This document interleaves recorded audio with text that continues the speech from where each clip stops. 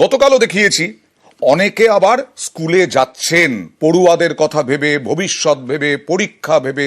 সেরকমই হেলেঞ্চা স্কুলে group C কর্মী, তার চাকরি গেছে। সেই স্কুলে গ্রুপ সি কর্মী এসে কাজ করছেন, তার চাকরি গেছে। গ্রুপ সি কর্মচারী, সুপ্রিম রায়ে তাঁরও চাকরি গেছে। এই সুপ্রিম রায়ে মনোজ মল্লিক পেন্ডিং কাজ করতে এসেছেন, তিনি জানালেন।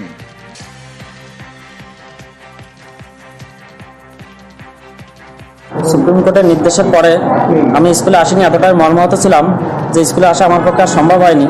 কিন্তু স্কুলে এত কাজ পেন্ডিং হয়ে রয়েছে, ছাত্রদেরকে পরিষেবা দেওয়ার জন্য স্কুলে এসেছি। বাধ্য ভলেন্টারি সার্ভিস করতে যাবো কেন? দীর্ঘ 7 বছর চাকরি করার পরে ওটা কেউ করতে রাজি হবে? এটা কোনো মতেই সম্ভব নয়। শুনলাম হেডমাস্টারমশাই বলেছিল যে কাজটা অনেক কাজ পড়ে রয়েছে, সেই কারণে এসেছি। কাজ পেন্ডিং রয়েছে প্রচুর। সে এসে যেহেতু আমাদের কোনো নির্দেশ নেই, সেহেতু আমরা কোনো বাধা দিইনি, এই অবস্থায় পড়ে আছে। স্কুল চালাতে সমস্যা মানে কোনো দিকেই কোনোভাবে আমরা কুল কিনারা খুঁজে পাবো না, কীভাবে কি চালাবো। কারণ এমনিতে যারা আছে তাদের নিয়েই কাজ চালানো সম্ভব নয়। সেখানে দাঁড়িয়ে যদি এতগুলো শিক্ষক শিক্ষিকা বা গ্রুপ ডি বা ক্লার্ক যদি চলে যায়, সেক্ষেত্রে তো একদম মুখ থুবড়ে পড়ার মতো অবস্থা হবে। এদের চাকরি গেছে, এরা স্কুলে যেতেন একটা সময় নিয়মিত, হয় সময় মেপেই যেতেন নিশ্চয়ই। আর যাদের দেখাবো তাদের চাকরি যায়নি, তারা বহাল তবিয়তে রয়েছেন। কিরকম বহাল তবিয়ত দেখুন, কটা বাজে? 11:29, সকাল 11:29। দেখুন চেয়ারগুলো দেখুন, এটা হচ্ছে ধূপগুড়ি পুরসভার অবস্থা। সকাল 11:30তেও উপস্থিত নেই। এই যে আমাদের প্রতিনিধি টাইম দেখাচ্ছেন 11:29, 11:30টাই ধরুন, ধূপগুড়ি পুরসভার এই অবস্থা। একজনও নেই, কাজ করছেন, চাকরি আছে, চাকরি হারা হননি। কিন্তু এই বেনিয়মই কি নিয়ম ওখানে? এইরকম ভাবেই কি চলে? এইটাই নিয়ম? সরাসরি চলে যাব প্রতিনিধি রকির কাছে। রকি,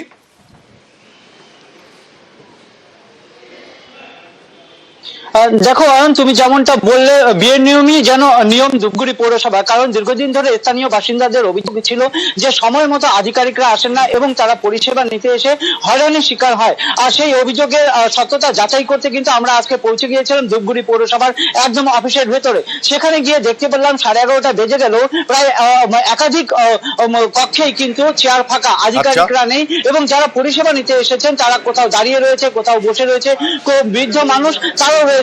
ঠিক যখন 12টা বাজছে তখন এক আধিকারিক ঢুকে বললেন এবং আধিকারিককে যখন আমি জিজ্ঞেস করলাম এটা কি তার আসার সময়, তিনি কিন্তু রীতিমতো তর্ক জুড়ে দিলেন। তর্ক যেটা বিষয়টাই, তর্ক বিষয়টাই, তর্কের বিষয়টা দেখাবো। আপনি অফিসে অনেকটা লেটেই আসলেন, কি কারণে? পরিষেবা নিতে এসে তো মানুষ হয়রানির শিকার হচ্ছে, কি বলবেন এ বিষয়ে?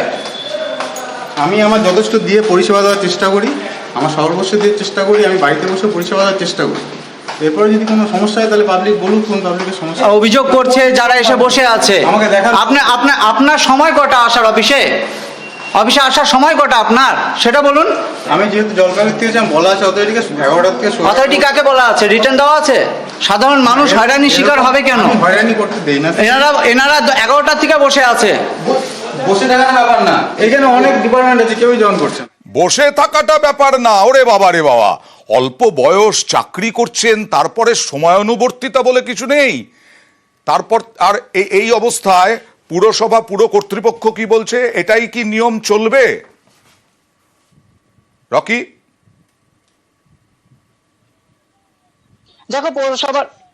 দেখো পৌরসভার আধিকারিক যারা রয়েছেন তারা তো সাফাই গিয়ে দিলেন। এরপর কিন্তু আমরা প্রশাসক বোর্ডের যে সদস্য রয়েছেন তার সঙ্গে কথা বলতে যাই, কারণ 2017 সালে লাস্ট ইলেকশন হয়েছিল এই ধূপগুড়ি পৌরসভা। তারপর 8 বছর কেটে গিয়েছে, এখনো কিন্তু কোনো রকম ইলেকশন হয়নি। তাই 4 জন মিলে কিন্তু এই ধূপগুড়ি পৌরসভা চালাচ্ছেন।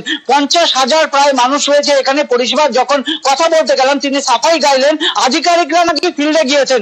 এখন তো শুনতে অবাক লাগে যে আধিকারিক যারা রয়েছেন তারা বলে ফিল্ডে কাজ করছেন। এভাবেই দায় সারতে চাইলেন প্রশাসক বোর্ডের সদস্য রাজেশ কুমার সিং। আর পরিষেবা দেওয়ার জন্য এদের দায়িত্ব, পরিষেবা দিচ্ছেন, বাড়ি থেকেও পরিষেবা দিচ্ছেন, তাই সময়ে আসবেন না, এটাই তো নিয়ম। যাদের জন্য পরিষেবা দেন, যারা বসে আছেন, তারা কি বলছেন দেখুন। কখন এসেছিলেন? 11টা দিকে। তো তো অফিসার ছিল না, না উনি রাস্তায় ছিল, ওরা আসছে। এখন ঢুকলো? না জয়েন করেছে কিছুক্ষণ আগে, মেশিন অন করে বাইরে গেছিল। আপনার কাজ হয়েছে? না হয় না, এখন করবে। কোনো সমস্যা নেই, প্রত্যেকটা ডিপার্টমেন্টে তাদের কাজগুলো ভাগ করে দেওয়া হয়েছে। যারা ট্যাক্স কালেকশনগুলো প্রতিটা ওয়ার্ডে ওয়ার্ডে বাড়ি বাড়ি কালেকশন করছে, যারা জলের কাজ করে তাদেরকে জলের কাজের ব্যবস্থা পাঠানো হয়েছে। এটা বিওসি মিটিং করে প্রত্যেকটা মানুষই তার পরিষেবা পাচ্ছে। ইভেন আমরা মানুষের বাড়ি গিয়েও পরিষেবা দিচ্ছি, সেই ডিউটি এখানে না বসে বাড়ি বাড়ি কাজ করছি। কাউকে ঘুরানো হয় না। কোনো ব্যক্তি যদি আজকে হয়তো 5 মিনিট 10 মিনিট গাড়ি থেকে আসতে লেট করে, কিন্তু সে রাত্রি 8টা অবধি কাজ করে। আমাদের এখন টোটাল ইও এফও প্রত্যেককে ফিল্ড ভিজিট করতে বলা হয়েছে। আধিকারিকও যখন বসে থাকবে অফিসে সেটা নয়। কসবায় আজকে ধুন্ধুমার হয়, পরিস্থিতি নিয়ন্ত্রণে পুলিশকে লাঠি চালাতে হয় চাকরিহারাদের বিক্ষোভে ডিআই অফিসে। সেই পুলিশ লাঠি চালালো কেন, তার প্রতিবাদে আজকে লালবাজারের সামনে ধর্নায় বসে যান, বিক্ষোভ দেখাতে শুরু করেন বিজেপির বিধায়ক এবং নেতা নেত্রীরা। দেখছেন সেই ছবি। বিজেপির লালবাজার অভিযান ঘিরে উত্তেজনা তৈরি হয়। পুলিশ চ্যাংদোলা করে বিজেপি বিধায়কদের প্রিজন ভ্যানে তুলে লালবাজারের ভেতরে নিয়ে যায়।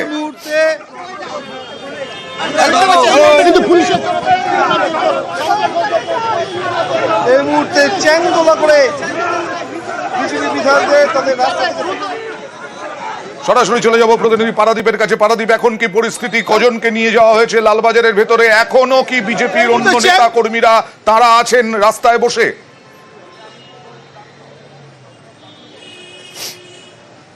একদমই অয়ন, তোমার প্রথমে যেটা দেখিয়ে নেবো যে বিজেপির যারা আইনজীবী, সেই আইনজীবী সেলের বেশ কয়েকজন এখানে এসে উপস্থিত হয়েছেন লালবাজারের যে প্রবেশদ্বার তার বাইরেটা, এবং তারা যোগাযোগ করার চেষ্টা করছেন। এবং যেমনটা তুমি জানতে চাইছিলে, 9 জনকে এদিনকে আটক করা হয় লালবাজারে, এবং তার মধ্যে যেমন শঙ্কর ঘোষ রয়েছেন, অগ্নিমিত্রা পাল রয়েছেন, মালতী লাভা রয়েছেন, শিখা চট্টোপাধ্যায় রয়েছেন। পরবর্তীকালে অশোক দিন্দা আসেন, তাকেও আটক করা হয়। এবং এই মুহূর্তে লালবাজার পরিস্থিতি কিন্তু অনেকটাই নিয়ন্ত্রণে। তবে ঘটনার সূত্রপাত তুমি জানো, যে যেমনটা তুমি বলছিলে যে কসবার ডিআই অফিসে চাকরিহারা যারা তারা গেছিলেন এবং তাদের উপর পুলিশ লাঠিচার্জ করেছে।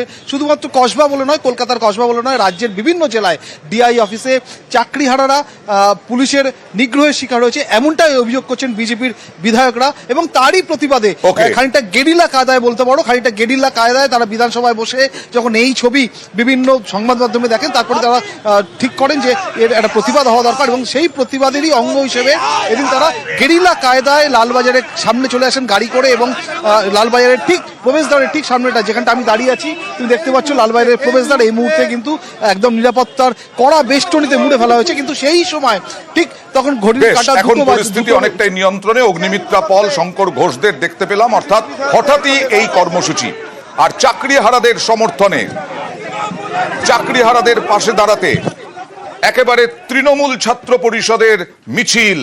কলকাতা শহরে তৃণমূল ছাত্র পরিষদ কলেজ স্কোয়ার থেকে ধর্মতলা পর্যন্ত মিছিল চাকরিহারাদের পাশে দাঁড়াতে। কলেজ স্কোয়ার থেকে ধর্মতলা মিছিল। বাম বিজেপি ষড়যন্ত্রের অভিযোগ। কথা বলবো প্রতিনিধি আবিরের সঙ্গে। আবির, কি অবস্থা? দিনকে নেতাজি ইন্দোরে যে সভা মমতা বন্দ্যোপাধ্যায়, সেই সভা শেষে তিনি সেখানে বক্তব্য রেখেছিলেন এবং এরপরই দলের তরফ থেকে কর্মসূচি জানানো হয়েছিল। তারই প্রেক্ষিতে আজকে তৃণমূল ছাত্র পরিষদ এবং তৃণমূল যুব তাদের উদ্যোগে কলেজ স্কোয়ার থেকে ধর্মতলা পর্যন্ত যে মিছিলটা শুরু হচ্ছে, ইতিমধ্যে কলেজ স্কোয়ারে বিভিন্ন ছাত্র পরিষদের বিভিন্ন ইউনিট, তৃণমূল যুব কংগ্রেসেরও বিভিন্ন প্রতিনিধি, তাদের যারা নেতৃত্বরা রয়েছেন তারা এসে উপস্থিত হয়েছেন। যে বিভিন্ন পোস্টার ব্যানার দেখতে পাওয়া যাচ্ছে, সেখানে একদিকে হচ্ছে বিজেপিকে গ্যাসের দাম বৃদ্ধি নিয়ে কটাক্ষ, আর অন্যদিকে ওষুধের দাম বৃদ্ধি নিয়ে কটাক্ষ, অন্যদিকে হচ্ছে বিকাশ রঞ্জন ভট্টাচার্যকে কটাক্ষ করে যে কতগুলো মামলা তিনি করলেন সেই সংক্রান্ত বিভিন্ন পোস্টার ব্যানার দেখতে পাওয়া যাচ্ছে। তুমি জানো যে ইতিমধ্যে তৃণমূল কংগ্রেসের তরফ থেকে বলা হচ্ছে যে বাম এবং বিজেপি তারাই রাজনৈতিকভাবে ষড়যন্ত্র করেছে, এবং সেই কারণেই হচ্ছে এতজন মানুষের চাকরি চলে গিয়েছে, তাদের জীবন নিয়ে কার্যত যে অবস্থা তৈরি করা হয়েছে, বিভিন্ন মামলা করে করে তাদের অসুবিধার মধ্যে পড়তে হয়েছে। এরই প্রতিবাদ জানিয়ে এই মিছিলের আয়োজন। মিছিল কার্যত শুরু হয়েছে, ধর্মতলা পর্যন্ত মিছিল যাবে, এবং তৃণমূলের তরফ থেকে বলা হয়েছে যে তারা সমস্ত যারা শিক্ষক শিক্ষিকা যারা রয়েছেন তাদের পাশে রয়েছেন, এবং প্রশাসনের তরফ থেকে যেমন উদ্যোগ গ্রহণ করা হচ্ছে, রাজনৈতিক ভাবেও তারা বাম বিজেপি বিরোধী করে তারা তাদের রাজনৈতিক কর্মসূচি চালিয়ে যাবেন। সেই ফলশ্রুতিতেই আজকে কলেজ স্কোয়ার থেকে ধর্মতলা পর্যন্ত তৃণমূল কংগ্রেসের এই মিছিল শুরু হলো। বেশ,